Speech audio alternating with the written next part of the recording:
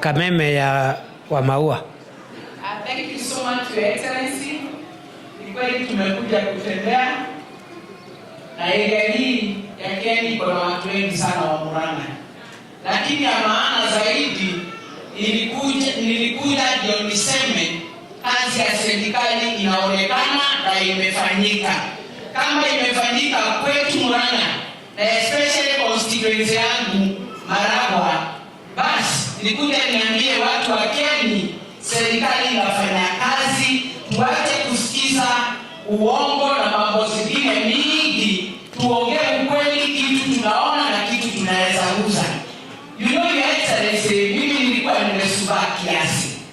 Maana naomba ndio tuendelea na kusubaa kiasi. Lakini nikaona hii ni ujinga tu na mahala yangu ikawachwa nyuma. Nikasema pahali tunapeleka ushuru, ili kati ya ushuru ikikatakatiwa watu wale wengine, watu ambao wataumia na ushuru tunalipa. Nikaangalia nikaona huu mzee tunasemanga kila wakati Raila Amolo Odinga. Yesi ujinga kila wakati anajaribu kuongoza hii nchi na anashindwa. Lakini dakika kidogo unamuona wenye wamechukua serikali ako hapo ndani.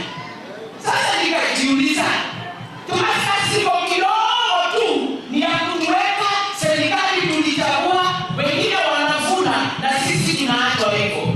Nikasema wacha nitembee na nisome na Kasongo nilimchagua.